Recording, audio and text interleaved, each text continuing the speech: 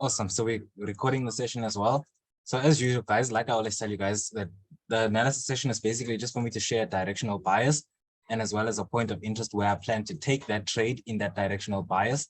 And then we have the session just so that you guys can see the thought process that's involved in getting to those conclusions. So on a weekly on AUDCAD, some pairs will go through a little bit quicker than others because they're less hot, but otherwise, yeah. So on AUDCAD, guys, what we're going to do is on a weekly, basically, we can see we've got momentum on our left-hand side over there. Then obviously we've entered some sort of a overall corrective structure. We've got a nice first touch over here. We've got a nice, what I want to call now a second touch. I've just accommodated for new price action. And so obviously I am anticipating that price does have the potential to come, maybe even violate this low here, give me a third touch before we move up. So obviously we're doing top-down analysis to see what is the overall context of the market so that as we drop down the timeframes and we start to make more decisive decisions, we understand where we are. And obviously that affects the type of risk that we're taking. It affects the type of trade, maybe how long we're going to hold this trade. It affects all those things. So as we go down, we drop down onto the daily. Daily, all we're going to do is just look at the most recent price action. It's kind of just the most relevant price action. Let's do this. Cool. It's the most relevant price action. So otherwise, coming into the daily, what we do see here is obviously market is in some sort of a descending structure. If we look at the overall structure, we've got lows, price giving us new lows, and then obviously lower highs. Then we've got lower lows, and then we've got this new lower high. Then, but obviously, yes, we can see we've got a new lower low and a lower high. So what I want to do is, if you guys can see, I've got a horizontal line there at the bottom and on the top, because those are my recent, or at least my most recent levels of structure, my extreme low and my extreme high. And obviously price has been creating levels of structure inside of my extreme low and extreme high ever since we created those. And so what I want to do to be safe is I want to look for sells from the extreme high. If ever price is caught inside some sort of a range that's confusing for me, I want to go back to my basics, consider a range and look for sells from the high of the range, buys from the low of the range. So already I do understand that the closer price action gets to the low of this overall range, the more I want to be looking for buys and the less I want to look for, the more I want to look for buys and the less I want to be looking for those sells. And then obviously the closer we get to our resistance, the more I want to be looking now to sell instead of to buy. So what we're going to do is as we drop down, let's do this. Cool. So what we're going to do as we drop down the timeframes, obviously we're just taking into account the necessary information. So already we know that from a higher time frame, we're stuck inside some sort of a range. The lower price goes, the more we want to buy. Obviously, the higher price is, the more we want to sell. So if we look at things from a 4-hour, we can see that on a 4-hour, obviously we've got this some sort of a descending structure over here. And in this descending structure, we've got our first touch there of support. We've got a second touch there. We've got a third touch. So obviously in some multi-touch structure, we know already since price has given us a third touch of structure that, okay, cool, maybe price action wants to reverse. So if we look at the overall context here of what's going on a 4-hour, just the most recent, let's just do this. Actually, let me just erase these things before we come in closer. If we just look at the most recent price action here, guys, 4-hour, what we do see is obviously momentum to the downside. We've got this momentum, we've got a low, we've got a lower high, and then obviously price action came down and gave us a lower low. Now what we see on a 4-hour is obviously price action has given us a new high in this area here. We've broken resistance, we've created a new high. And since we've already given this third touch, and since I've already seen some momentum that has broken some structure in the direction that I do want to trade, what I want to do is the closer we get to this area here, the more I want to pay attention to how is price action coming down to this area? What are we doing here?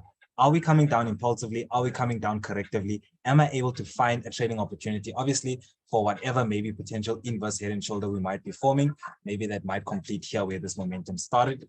And then obviously, we know that if we're getting into this trade, we're looking for this overall buy. Obviously, we've got this corrective structure. We know that we want to buy at support. So we're looking for price action to basically come to our support so that we can follow through on what our higher time frame bias is. Now, obviously, it is Monday, so I already started trading, so don't mind whatever you find in the lower time frames. If it's necessary, I might go down and explain the lower time frames. But on a smaller time frame, obviously, if we just dissect what's going on here, just for today, we can see obviously there's momentum to the downside, being able to violate the level of structure. After we see this momentum, we've got an overall corrective structure. First touch, second touch, we've got a nice third touch over there. And on a smaller time frame, on a 15-minute, we've got a nice point of interest. Obviously, we look for those bearish engulfings. We want to sell where other people were selling. Nice PLI there, nice bearish engulfing. Price came, tapped in at the third touch. So obviously, short, just an intraday trade or whatever the case is. Yes, you can trade against your higher time frame. Like you guys do see, we are looking for buys, but that doesn't mean we can't sell. But what that means is that when we're going into the market and we're selling against what our higher time frame bias is, we understand that we should be taking smaller risks here. We should not be looking to hold and swing trade, because already from a higher time frame, we're expecting at some point in time buyers to want to come into this market. So obviously, we don't want to be holding sells when we're expecting a higher time frame buyers to come into this market. So obviously, smaller time frame setups, we in for the day or for hours or for whatever, day trading, scalping, that type of thing.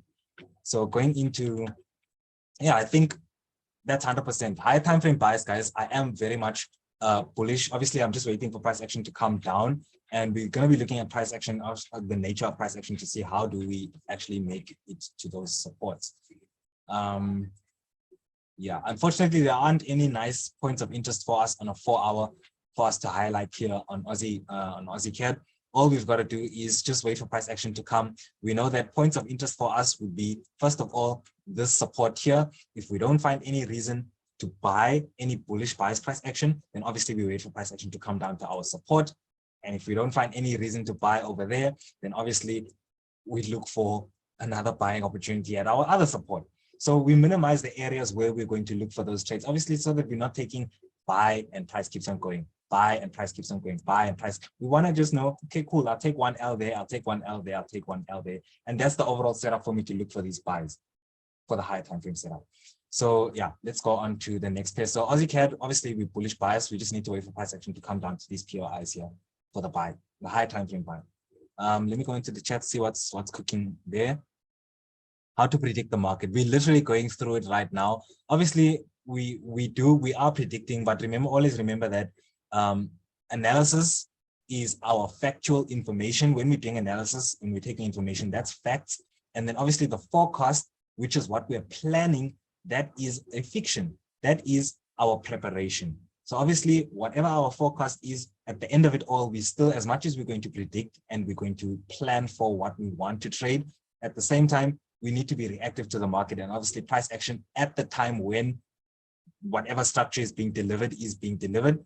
At that time, we'll get information as to, are we making that decision now, or should we continue to sit on our hands and do nothing? Or maybe just reevaluate the bias according to how structure has changed.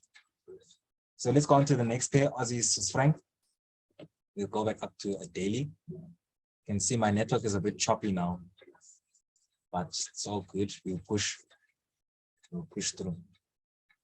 So otherwise, weird structure here on Aussie Swiss franc. Maybe we're forcing the structure, but nonetheless, you guys know that I've been wanting to buy some of these these AUD base pairs, and this is one of them. So looking at the overall structure, this forced support trend line, for me, I think it's a little bit of a forced support trend line. But anyway, we'll consider it, or at least I'll consider it for my decision-making process.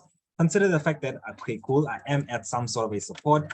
I do see for the day a nice big bullish engulfing candlestick. Obviously, the candlestick hasn't closed yet. We're going to close in the next 3 hours, 58 minutes. But nonetheless, we see a lot of buyers coming into the market today. So we're seeing what we've been wanting to see from a higher time frame. We've been wanting to get into the buys. Today, we're seeing some buyers involving themselves in the market.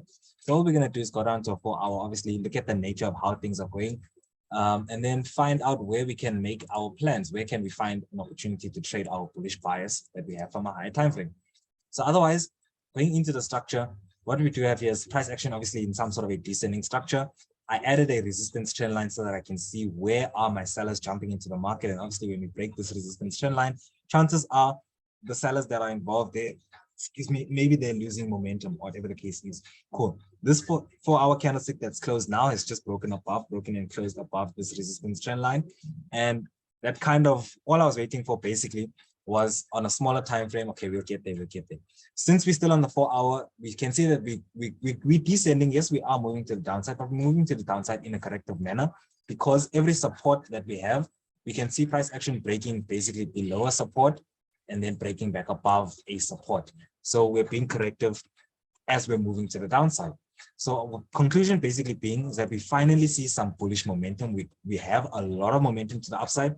All we need to be looking for, since we want to buy, is we want to see that next corrective structure obviously that gives us a reason to jump in after we see evidence of someone willing to buy. We see the buyers there, we see some bullish momentum. So because it is Monday, I've already been doing my own analysis and stuff, kind of trying to trade. And so basically what I was waiting for was for this resistance to be broken. And obviously you guys can see now we've finally broken this resistance. What that has done for me is that has validated this area of momentum shift here, where we see a nice bullish engulfing. Evidence I want to buy, bullish engulfing, is some sign that someone bought aggressively, obviously for 4 hours, or at least we can, there's 2 red candlesticks. So we can, oh, sorry, this is a 1 hour time frame. Sorry, my mind is on a 4 hour. But anyway, still we're on a 1 hour time frame. So we can conclude that for 2 hours, someone tried to sell but failed. And for 1 hour, whoever bought in this 1 hour, there was so much more buyers involved in this market in this hour than there were sellers for these 2 hours over there. So obviously I want to buy where I see other people buying. So that then becomes a nice POI for me to then look for continuations to the upside. So all I'm going to do, maybe if you guys are looking at structure or whatever, you can consider it maybe to be a break and retest of all of this nonsense that's been going on there before price action grab these lows and, and the momentum came. So obviously maybe you can look at it as break and retest or whatever the case is, but all I'm looking for is I want to see my corrective price action coming into this POI where I'm looking to execute my bullish bias trades. So that's obviously strength. I am nice and bullish bias. I'm just waiting for that corrective structure. Here's my POI where we're looking to execute those buys. Let's go on to AJ. Let's check what's going on there in the chats. Why are you recording? So basically, I'm going to upload it on YouTube. So for in case, obviously, you guys can see right now, I think there's only 9 of us in the session. So whoever obviously couldn't make it for the session, they can still catch up on YouTube. And as well as for yourself, if you want to remind yourself for any reason. Let's go up. So JPY code pairs, I think we can finally leave the weekly charts and just stay on the daily, because there's enough structure on the daily to be able to make sense of these JPY code pairs. But otherwise, on AJ, basically we've got this nice ascending structure. First touch, second touch, third touch, we see some momentum to the downside. We know we want to jump in on that sell bias momentum. So obviously all I'm going to do is, yes, my price has been pumping to the downside. I'm waiting for a corrective structure to be able to involve myself in whatever momentum is sort of coming into the markets now. So jumping down onto a 4 hour, all I'm going to do is just identify where are my bearish engulfings. Where do I see sellers aggressively selling this market? That's where I want to look to execute my sells. So wait for this market to basically load. I think my network is kind of slow.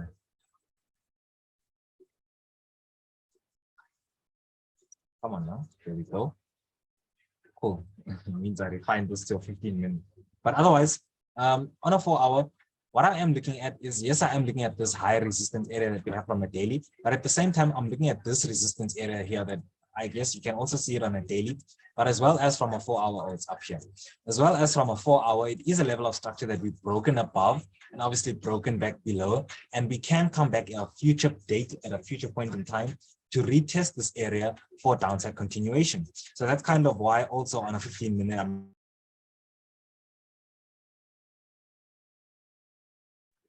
yo, it's good, guys. I think network just did me dirty there, but let's just continue. Hey. Cool. So I'm not sure where the network cut us off, but nonetheless, this is kind of where I was. Just basically explaining to you guys that I'm looking for obviously trades at our points of interest, because that's where the momentum came from. And I want to trade at those areas of momentum. So AJ, I can say maybe is one of those pairs that's going to require a bit of patience, because obviously we can see it's quite far from these POIs that we're looking to trade at. So we're going to have to exercise that patience and wait for price action to basically come up to where we see some probability, because it's always 50-50. We want to tilt the odds at least 51-49 in our favor that we win the trade, or that at least we're able to manage in a way that we can get something. Yeah, so AJ, I am bearish biased, but looks like maybe we might have to exercise patience. It doesn't look like it'll set up this week, maybe, but market is market, anything can happen. So nonetheless, this is the plan for AJ. I'm looking to sell. Let's go on to some AU. Let's go on to a daily.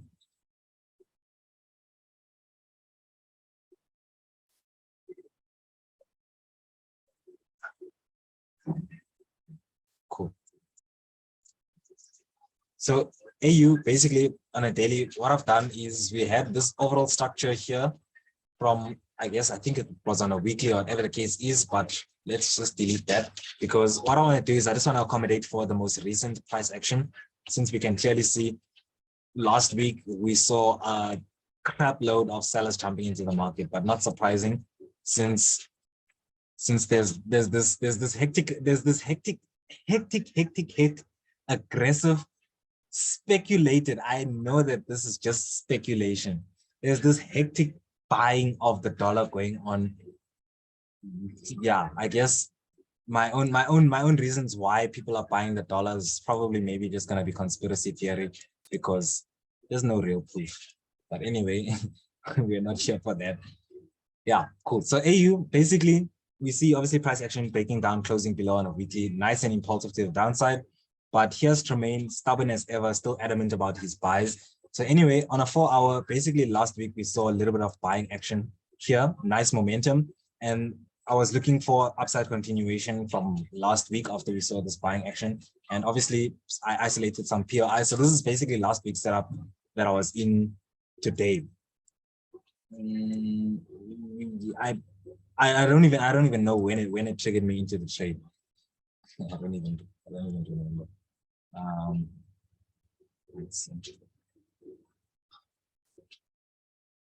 Okay, so it triggered me into the trade last week. But I closed out this week. Cool.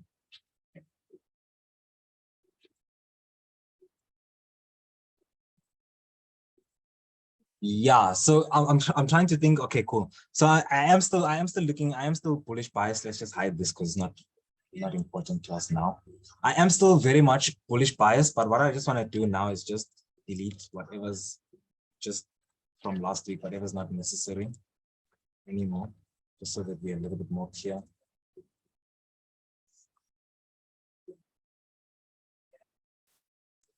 Cool.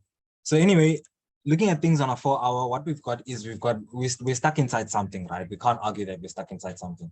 4-hour, we've got whatever price action doing, whatever it is, whatever it's doing from the upside, but nonetheless, what we're focusing on is just most recent price action.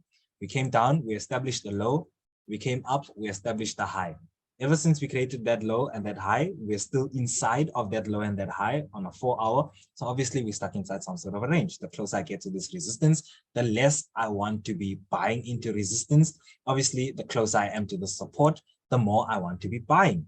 So looking at things from a 4-hour, what I do see is we have a level of structure here that we've obviously broken below and we've broken back above, and we have some nice momentum. We're at resistance. We can't buy now. So what I can say, I guess the next game plan going into next week, or listen to me, going into next week, as we continue the week, I feel like we're still still Saturday or the weekend or whatever. But otherwise, as we continue the week, I feel like the next plan that I can have here is to basically just wait for price action to give me a nice corrective structure, coming back to a level of structure that we've broken below, broken back above. If I don't find a trade at the support, obviously I'm waiting for price to come down to the next support, which is closer to the low of the range. Remember, we said the closer we get to the low of the range, the more we want to buy, the less we want to sell into our support.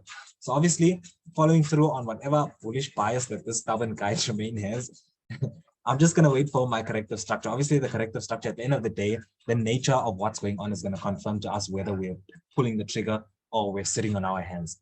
So I'm going to wait for continuation to the upside if we get this nice, beautiful retracement. Let's just check if there are any points of interest that we can work with here. Damn it, it's very low. Cool. I think the lowest POI that I can work with on a 5 minutes is probably this one here. And then otherwise we'll have to wait for price action to come down to these lows here, because I don't trust buying from I don't trust buying from this morning's Asian lows. Price is probably going to violate this morning's Asian lows. So I don't trust buying from here. So I think the safest place for me to maybe buy is in between this morning's Asian trading activity, and otherwise we just wait to trade at these lows here. So that's the game plan going into next week. Corrective structure, that's our POI where we're looking to basically buy from. Let's just see here. Cool.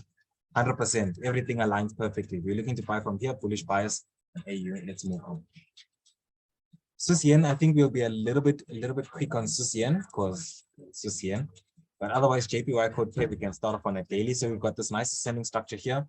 Resistance, we've got first touch, second touch, obviously third touch. We see awesome, beautiful. I just so wish I was inside of this momentum since I've been itching to sell this pair. But otherwise, we've got nice sell buys momentum, which is what we want to see. We want to sell. We want to see some sellers there. Dropping down onto a smaller time frame. Let's drop down to the 4-hour. Yes, we identified that momentum there. Let's just do this. We identified this momentum here. Obviously, we broke below most recent support, whatever the case is. We've got this nice corrective structure. First touch, second touch, third touch. You'll see the touches more clear on a 1 hour if we do drop down on a 1 hour. But otherwise, we do see some more momentum, obviously violating our structure. Now, looking at where we are, guys, always remember context. Where am I? Do I have probabilities to make the decision that I want to make? I want to sell, right? Cool. The closer I come or the more price moves down, where am I going? I'm coming into a support. So obviously, I don't want to sell into a support. I want to sell somewhere at some sort of a resistance. So all I see is on a 4-hour, I've broken below this previous support over here. So obviously, we've broken close below support. Support can function as resistance. So all I've done is drop down the time frames basically and look for a point where I see nice momentum shift. Do I see a bearish engulfing? Yes, I do see a nice bearish engulfing. Sellers jumped into the market here. Obviously, that whatever sell buys momentum that managed to break this lower, this support, whatever the case is, that's where I see a bunch of them jumping in. So naturally, where do I want to sell? I want to sell where I see other people selling. So obviously, if we do see a nice corrective structure that comes up into these resistance areas here, this is where I want to see that corrective structure terminating somewhere inside of this POI there. So on SUSYEN, to try and jump in on the sell bias momentum, this is the first resistance, obviously, that I want to sell at. And if we break above this resistance and we obviously do go higher, this is the next resistance area that I do want to sell at. And the reason I want to sell in and around this area here is because it's a resistance that we broke above and we broke below, and at a future date in time, we can come back up here to retest this level for downside continuation. So all I've done is ask myself, where are areas where probabilities align? I found them. I went down on smaller time frames and pinpointed and refined the areas where I want to look for my trades. So obviously, I'm not taking 10,000 losses as prices going up, trying to sell every bearish engulfing. But what I'm doing is I'm only selling into triggers in this specific area here. So I only take a couple of losses in my day or a couple of losses as I'm trying to take this setup. So otherwise, SUSYEN, I am looking to sell. These are the areas here where we can try and find our sell bias momentum. So in terms of, or if we compare SUSYEN and AJ, I feel like SUSYEN is a little bit more hotter than AJ. AJ has to move a lot more further for us to look for sell bias trading opportunities, but SUSYEN kind of a lot closer to where price action is right now. So I'll be paying a little bit more attention to SUSYEN in terms of the sells on JPY code pairs than AJ. So otherwise, let's go on to some New Zealand dollar CAD. See nothing there in the chats. Cool. We'll go up to a daily.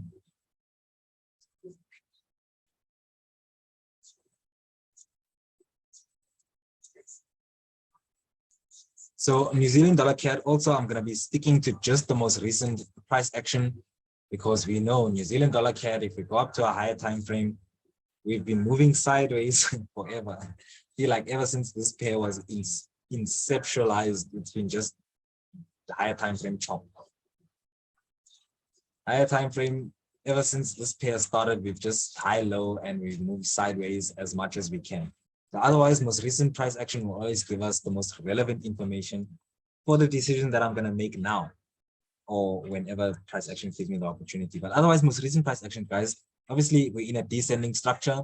We've got a first touch there, second touch, third touch, multi-touch structure, obviously, but we're at support. That's what matters, the context as to where am I and what probabilities lie where price action is right now. We're at support. So obviously, naturally, I want to be more of a buyer than I do a seller, because I do understand that I can't hold an opportunity to the downside, but I can hold an opportunity to the upside because of where I am on this time frame. Cool. So otherwise, dropping down onto a 4-hour, we've got about 10 minutes left. I think more than enough time, because We can even skip New Zealand dollar yen. There's literally nothing interesting on that pair for me. That's why it's orange.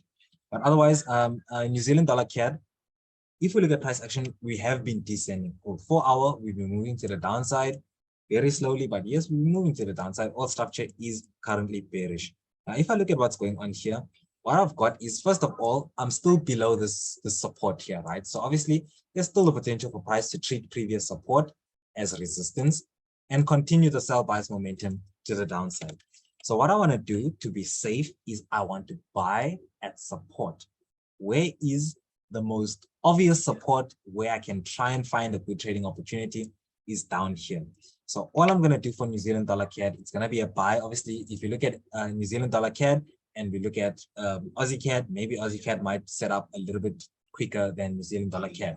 Or maybe these supports that we do see here, these potential third touch setups, because they look the same to me, like first touch, second touch. If we just try and imagine what could price do to give us a setup, that's something that maybe we could put, because we want to buy at supports. Obviously, we at some point in time, we're going to try and formulate the structure. So otherwise, if we see where our trading opportunities lie, probably the safest area for us to buy these CAD pairs is maybe at this extreme low, because we can clearly see that, yeah, if we took any risk entry at any sniper low or whatever the case was, whichever sniper we got, price action is still trickling down very slowly. And so to be safe, for us to minimize our losses, let's just trade at support. So what I want to say on New Zealand dollar CAD, obviously higher time frame, we want to buy it, but that does not mean that we can't sell the same way I closed all of my positions for the day. So this Aussie CAD sell that you guys see open here on a smaller time frame, when this pair decides to load. Jesus, I shouldn't have went back, because now we have to wait for it right now.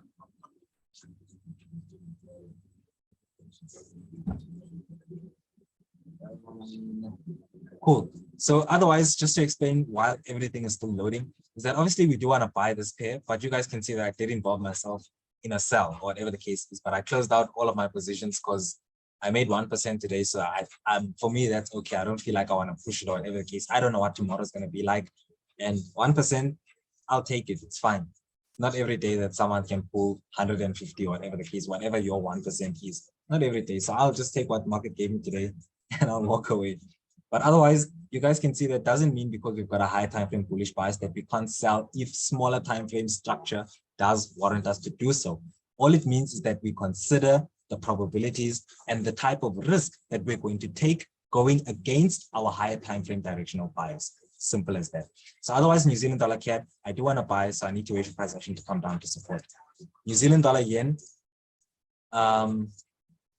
so let me just go up to a daily. So New Zealand dollar yen, the reason why I'm not going to do anything on New Zealand dollar yen is because higher time frame, we are stuck inside some sort of a range. And where we are right now, I don't see any trading probabilities for me.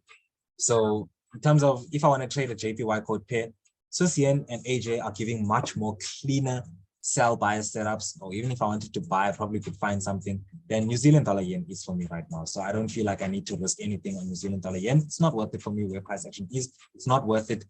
What this structure looks like is just not worth it. So I'm just going to skip it all in all because there's absolutely nothing I'm going to do until higher time frame structure changes. So otherwise, US30, I guess we'll just start off on a 4 hour. So on US30, obviously, yes, price action has been moving to the downside, but we're moving to the downside in a corrective manner. So I want to be a little bit quick because we've got 6 minutes left and just get to the point. So obviously, we've got this nice descending structure. We are at resistance. So I want to be paying attention to how is price action going to be reacting at this resistance.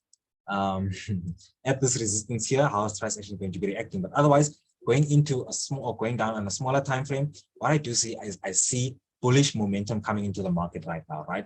So I know that someone lied and said that indices are higher time frame bullish bias momentum. So it's probably safe for me to want to look for upside continuation, maybe then downside continuation. So considering the fact that today we saw a whole lot of buyers coming into the market, I want to maybe try and find continuation to the upside. So all I have here is a nice, beautiful POI over there. What I need for this POI to be valid is for me to see a break of structure. So once price action breaks above this resistance and makes a new higher high, at that point, I can be waiting for price action to come back to this POI for me to find upside continuation on US30. Simple as that. Also, where is it at a level of structure that we've broken below, broken above, and at a future point in time, we can come back to retest for upside continuation. I also do have this area over here, and there is also a POI that we can look for over here, but obviously that's if this first POI fails, then the last place that we look to buy US30 is at this area there. Obviously, where price action is now, we're at resistance. There's no way we can buy into a resistance. It makes more sense for us to be a seller. If we find good selling opportunities or probabilities from this area here, then there's no one that can tell us that we can't sell because we're at resistance. Things make sense. Obviously, we adjust our risk appropriately because we are trading against our higher time frame directional bias. And obviously, we understand the probabilities involved trading against our higher time frame directional bias. Trading is kind of simple if you've got rules that stop you from making your own decisions out of how you feel at the current moment in time.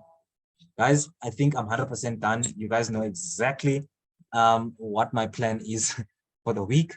My alerts are being triggered, but I'm watching the market now, so I see what's going on now. So otherwise, let there be peace in the streets. I don't see any questions, so I'm assuming that everyone is 100%. You guys know where I am. Yeah. Cheers. Thanks, guys.